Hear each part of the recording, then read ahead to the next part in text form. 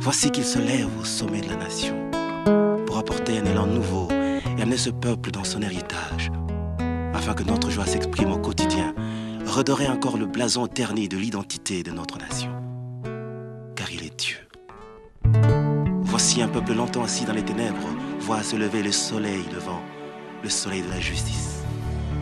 Pour le bonheur de tous, pour la joie de tous, et nous célébrons le Dieu de notre pays. Mettons nos cœurs ensemble afin de voir l'avènement de cette gloire dans ce pays. Alléluia. Où j'appelle Papa Commandant pendant 2 minutes pour qu'il puisse pouvoir dire un mot. Et puis, on va l'attendre juste pendant 2 minutes. Bonsoir.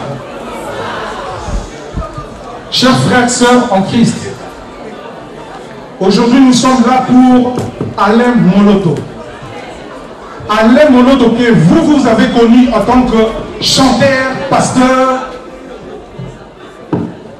de groupe Gaël. Vers la fin de vie d'Alain Moloto, il avait compris le message. Quel est le message? Moi qui parle devant vous, j'avais lancé à 2005, le 27 juillet 2005, j'avais demandé aux gens de se mettre dans la résistance et de se mettre dans le combat pour défendre notre pays. Et que Alain Moloto, dans ces derniers jours, il avait créé Eden, ensemble pour délivrance de la nation. Et c'était quelle nation? C'était le Congo que nous venons, nous tous. Donc Alain Moloto est mort combattant.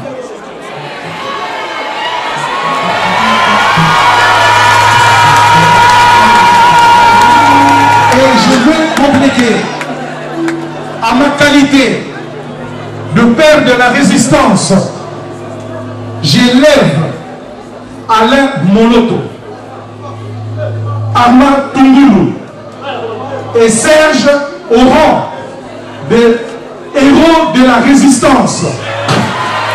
Donc vous devez savoir, partout où vous êtes, si vous écoutez ces chansons, n'oubliez pas qu'il était aussi combattant. Il est parti pour vous. Merci beaucoup. Tu as mis papa na biso en tout cas merci na ndenge appel na biso na kati ya TV Stockholm na Scandinavie et particulièrement na beaucoup baza kolanda biso na ba YouTube na ba computer na bango place bana mboka bazali partout na kine ba kolanda biso mais tuna na biso kolenda to na yo okoki koyebisa biso que yo ozana pour la présentation na vous demande qui est voilà, merci papa, ma opportunité au Pessingaï. Et je veux me présenter. Je m'appelle Kombo Nangaï Yambotama Charlie Essalo. Nazali Mbotama ya Congo, ya région ya Équateur. Et nakati ya Etumba Oyo Toko Bunda, nakanisi bayi bazali kolandangai, bayebi nani wana azali kolandangai. Nazali motote ke na wele lao, na yali motote ke na lobanini. Etumba ebandaki na moto oyo.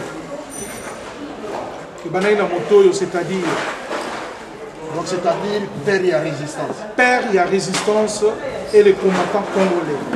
Mais lelo yo comme baninga basusu biso ba congolais tolingaka pour reconnaître moningate, pour reconnaître l'autre parce que il faut battre pas mituna ka combat oyo tozanango et bandaki watu.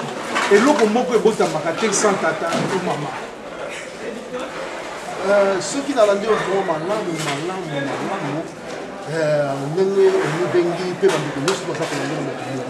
le père de la résistance congolaise.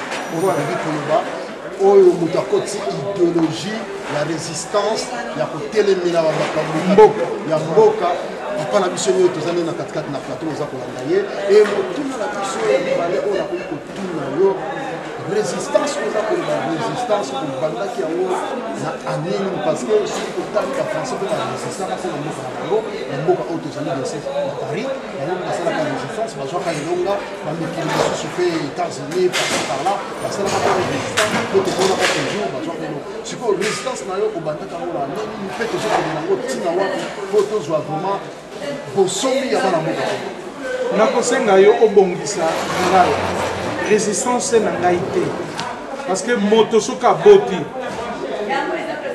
aboti mwana soki abimi ali mwana ya bato nyonso komba oyo bouti na ngai na etumba na este na zongi namoni ke tokokaki kosala lisusu eloko te na ndenge ba rwandais ndenge bapaya baenvahir mboka na biso na sens oyo ya mabe ngai bouti na ngai na etumba na este nazalaki obligé ya tokutani na baleki basusu ebele soko bolandi na ba interview mingi nasala moko ya bacomplémentarité nango donc nasengaki namonaki ke tokontinue kaka boye moyen ezalaki te na mitali nga nalobi me Charles de Gaulle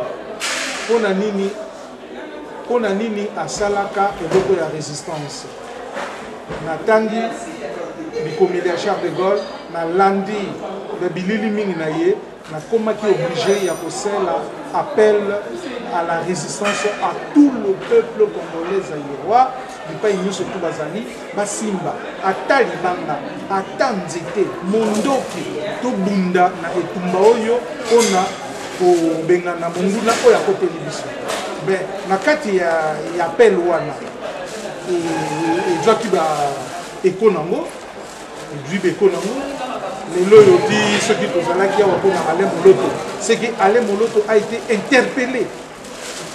Oui, boyoki bino moko banakine partout dans le monde nakata résistance oyo balobi to simba dibundeli mabanga machete manduki oyo teza capable possibilité pour la biso to ko kosala yango mais to parce que kuna constitution na bango elobi biso de kona biso en passant Armand Ngulu ye abambaki kaka libanga tomoni ndeko na biso wana basilaki kokata ye ndeko na biso toza koloba mec de déance na famille Armand Ngulu aza na biso lisusu lelo te ndeko na biso Cédric ye ayebaki kosimole à cause ndenge nini bayebaki voix na ye mais okoki koyesa biso lisusu nini papa na nga lelo oyo tozoloba ke non Alain Moloto atiki biso olobini mpona bana mpona bana Congo nga naza koloba na bana Congo nyonso bofunga matoi na bino ezala bino bato boza na Kinshasa boza kobanga koloba ke Alain akufi na poison.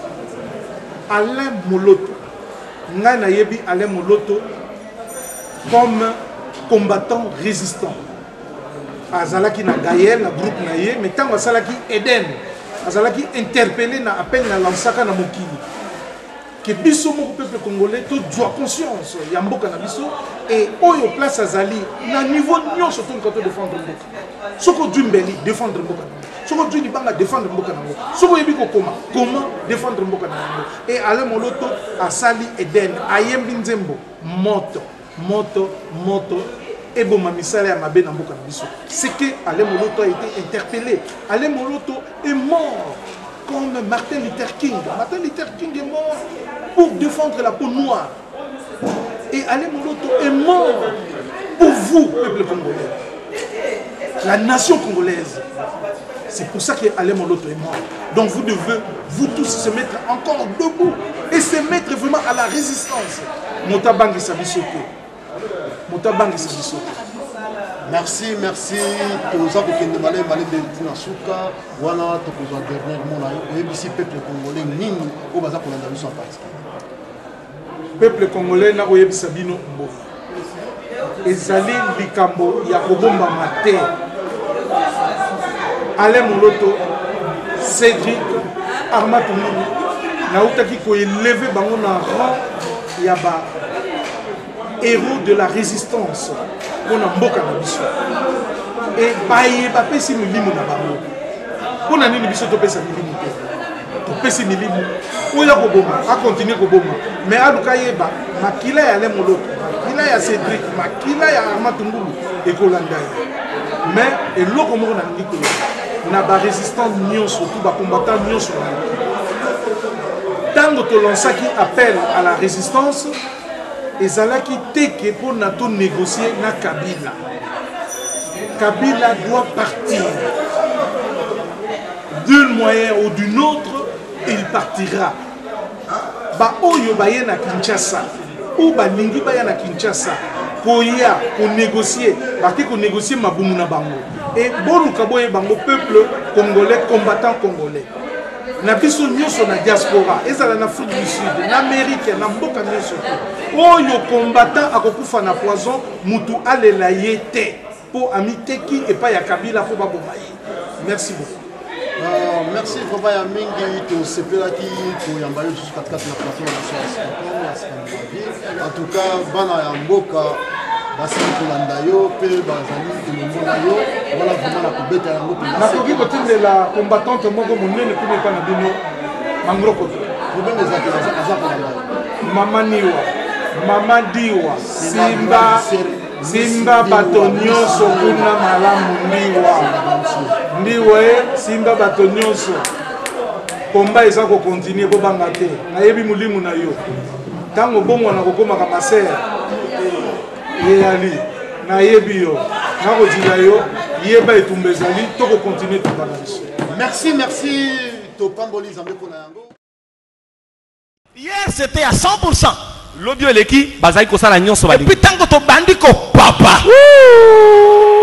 et kiti na 90%. Hey, tozo landa tozo papa et kiti na 80%. Hey, tozo landa tozo papa. Hey, et kiti na 70%. Tozo landa tozo papa. Hey, et kiti na 60%. Tozo landa tozo papa. Et qui t'es à 50. Hey! Tozo landa, tozo papa. Hey! Et qui t'es à 40. Tozo landa, tozo papa. Hey! Et qui t'es à 30. Basanan. Hey! Tozo landa, tozo papa. Et qui t'es à 20. Et tu es combien? 10. Tozo landa, tozo papa. Alléluia! Yesus amalam. Jésus-Christ RDC. Jésus-Christ RDC. Jésus-Christ RDC. Jésus-Christ RDC. Roi du Congo. Alléluia. Alléluia. Dieu de notre pays. Voici qu'il se lève au sommet de la nation pour apporter un élan nouveau et amener ce peuple dans son héritage, afin que notre joie s'exprime au quotidien, redorer encore le blason terni de l'identité de notre nation. Car il est Dieu. Voici un peuple longtemps assis dans les ténèbres voit se lever le soleil levant, le soleil de la justice, pour le bonheur de tous, pour la joie de tous. Et nous célébrons le Dieu de notre pays. Mettons nos cœurs ensemble afin de voir l'avènement de cette gloire dans ce pays. Alléluia.